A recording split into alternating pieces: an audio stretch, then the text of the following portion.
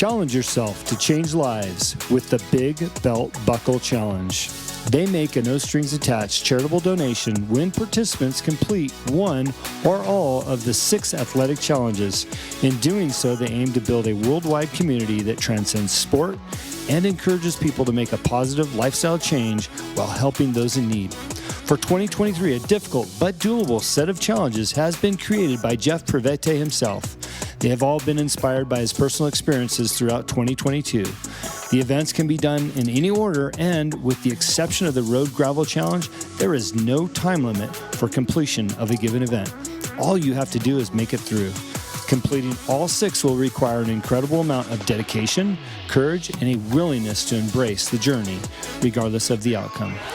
Won't you join Jeff at thebigbeltbucklechallenge.org? This is the Big Belt Buckle Challenge. Hello and welcome to the Young Entrepreneur Syndicate. Jim Riley here. And I am with my everlasting partner, Rod Kuntz, straight from Logan Hospital, fresh off of surgery. Couldn't even wait a week to get home and say, hey, let's prolong this podcast. He's calling me from the hospital room. So Rod, how you doing? Well, all things considered, I'm doing pretty well. And, you know, there are all kinds of miracles, and current medical care is one of those miracles. And detecting things early is another miracle. And having a network of friends that support you and do whatever you need is a miracle. Your family's a miracle. So, yeah, I feel like I'm living in the age of miracles right now. And I've said before, even before any of this came up, I'm thankful for every day I have. And every day I have is a day I don't feel like I deserve. So this is another bonus day, Jim. So let's get it done. How many we have? Well, we should all be thankful for every day that we have. I think oftentimes we forget that.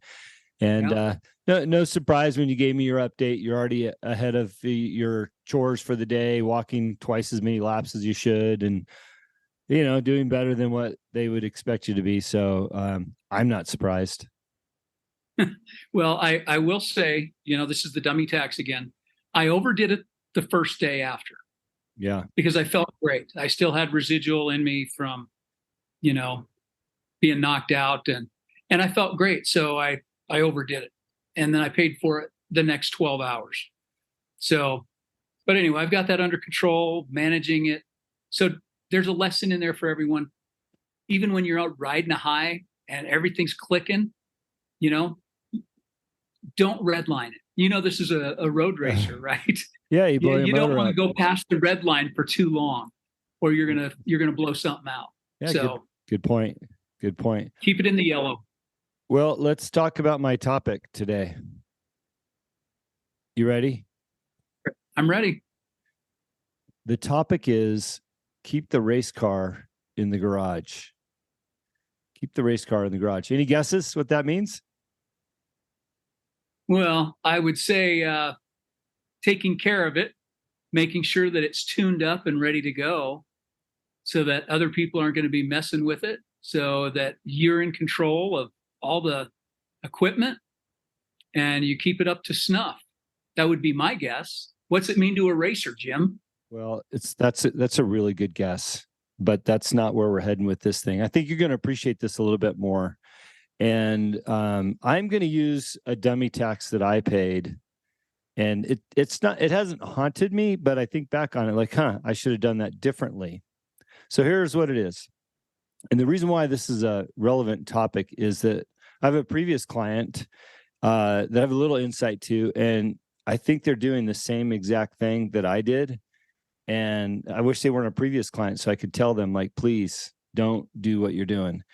So what I'm getting at here, Rod, and I'll give you you'll have a couple minutes to think on this, is when I started my tequila company, we launched at a time where I was just on the uptick of my off-road racing career.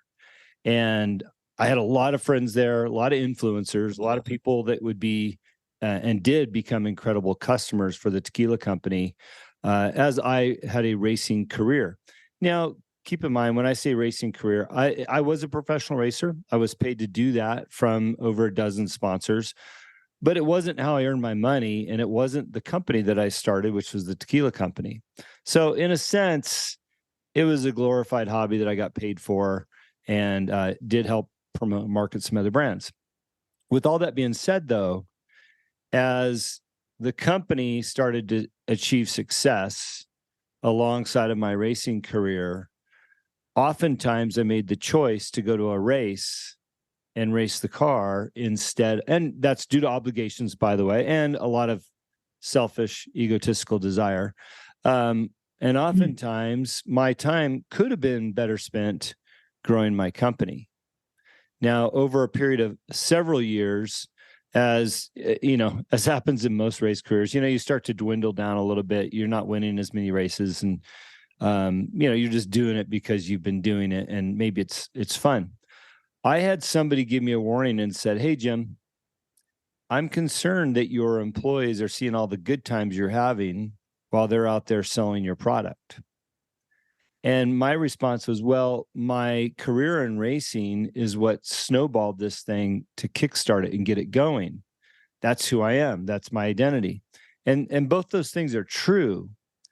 But I think there's a point as an entrepreneur, when you start a company, that you need to evaluate what is more important. Maybe some of those elements that stimulated the beginning versus the elements that are required of you now.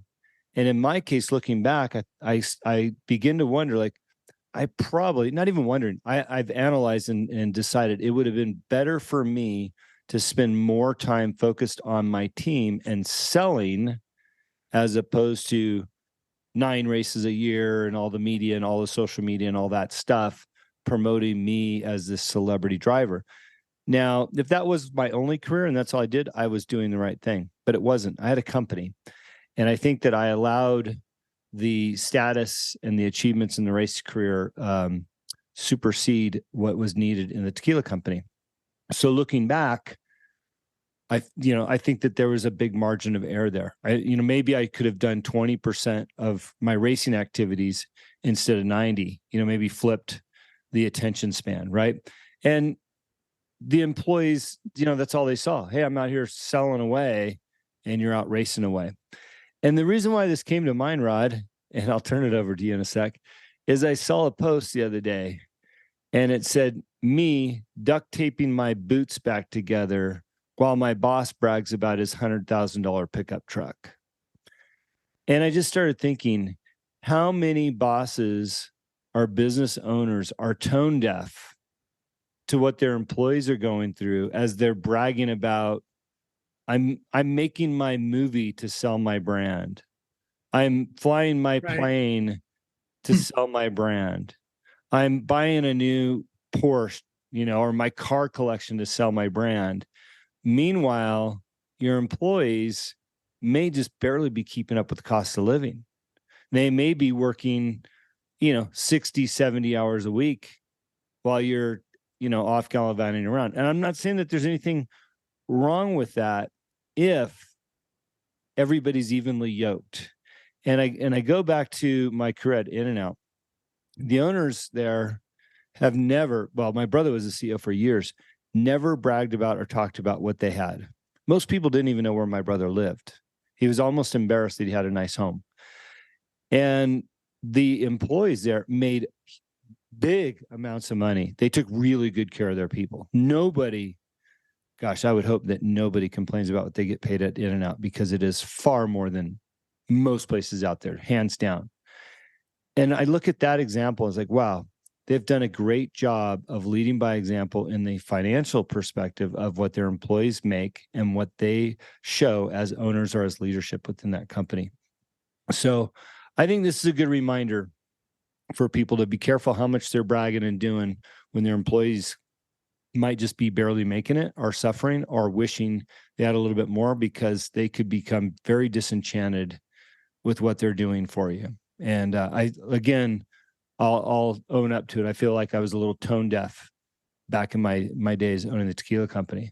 And my last thought on this is, when I look at somebody that I respect a lot, Andy Frisella with Verse Form, he's like, I don't get on social media that much anymore. People don't know what I have. They don't know what my cars look like in my house. He's like, yeah, I have nice things, but I don't show them because I just don't feel it's appropriate.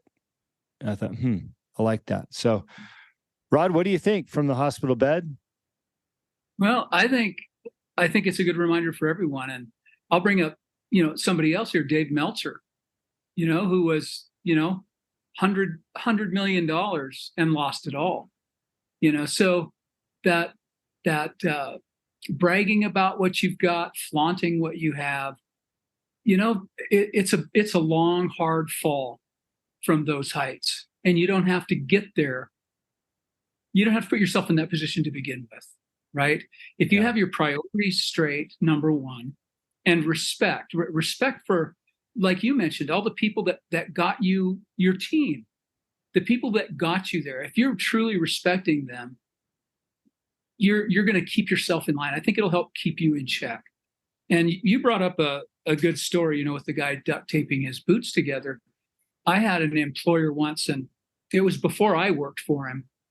But you want to find out what people are like, and I had asked some of the other department managers, and just before the Great Recession in 2008, this gentleman called all of the big managers and supervisors in and said, all right, things are looking bad. This is before they had the cash for clunkers all rolled out and all that.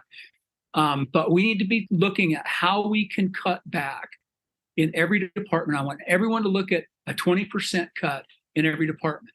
Yeah. And we're going to review that. We're going to have a big staff meeting when I'm back from my trip to the Bahamas. When my family and I get back from the Bahamas, we're going to have this big meeting.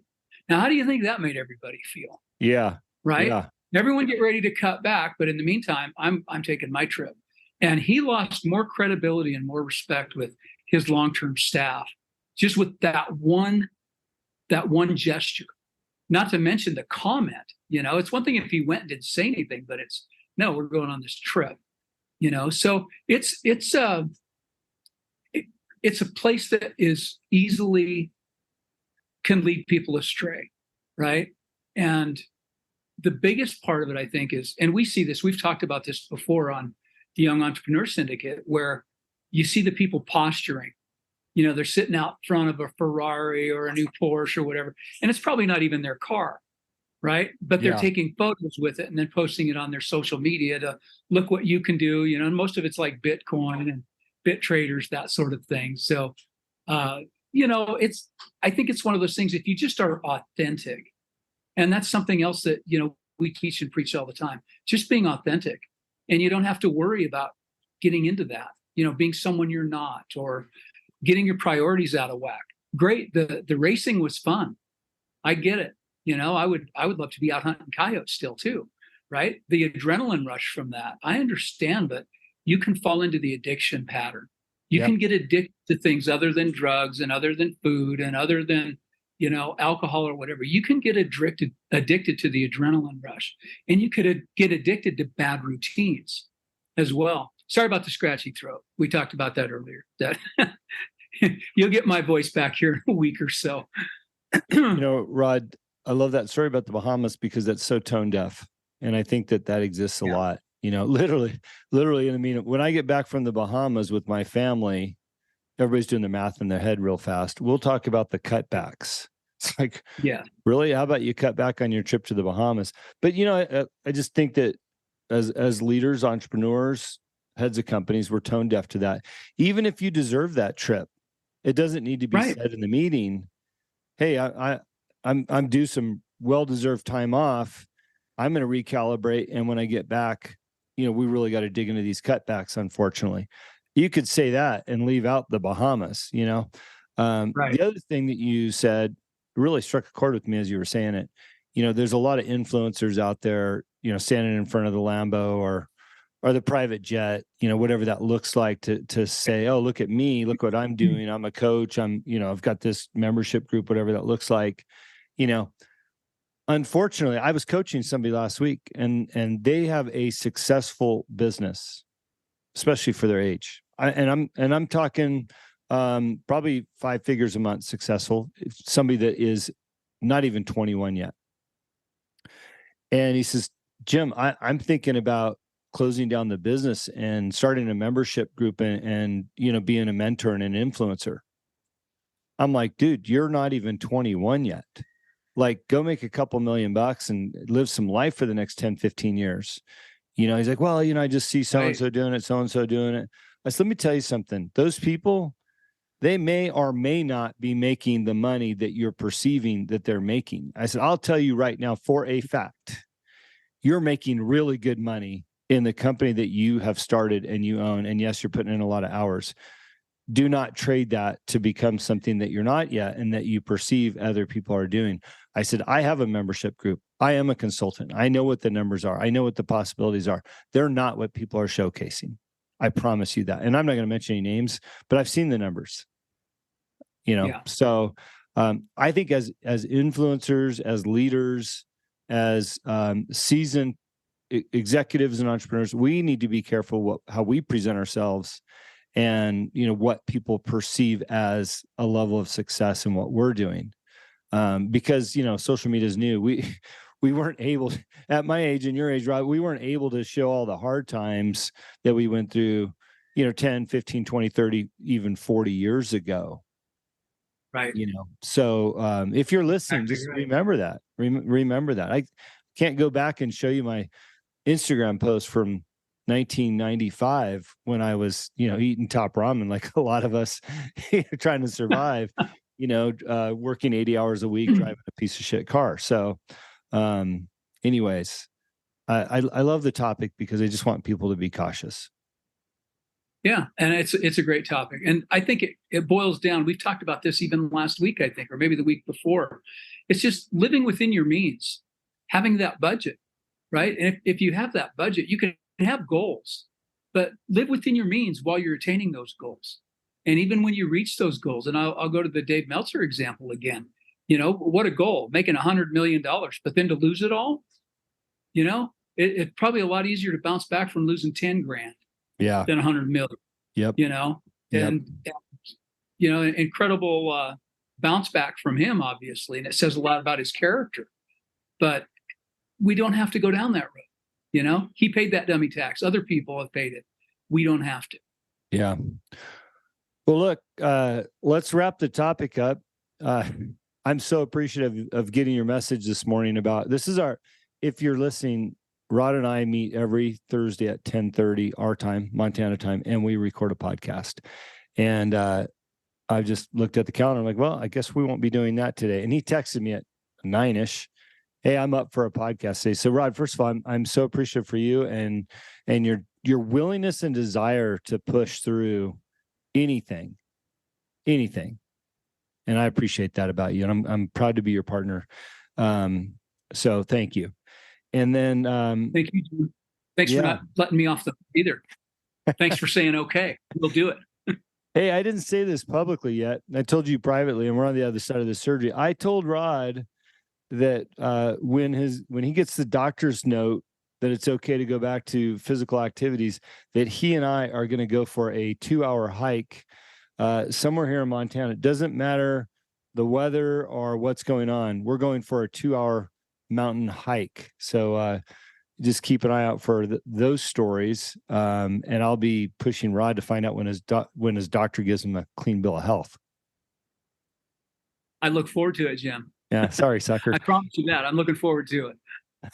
All right. Well, let's wrap this thing up. Look, if you are you're interested in learning more about what we're doing, feel free to jump into the Young Entrepreneur Syndicate.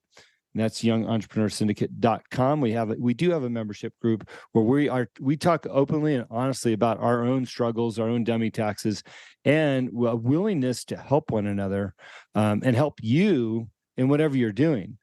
So I would highly encourage if you're on the cusp of doing something or looking to do something, we'd love to have you. If you're in Southern California or you want just a good excuse to get there, we are doing the Young Entrepreneurs. I will be speaking with David Meltzer, Robert Green, and my other partner, Rachel Sabota, on stage at Chapman College, August 24th. We'd love to have you there. Tickets are selling fast, so grab one before it sells out. We only have 100 seats there. And I just got to say that it's been a lifelong dream of mine to be on stage with somebody of the caliber of David and Robert. So I will be achieving something that I wrote down on paper many, probably 40 plus years ago. So that's it for this week. Rod, I guess next week we'll be talking to you from your home studio, not Logan Health Hospital. That is true. Right on. Yes. Look forward to it. It. All right. All right. Thanks, Jim. Like we're talking about. Thanks, everybody.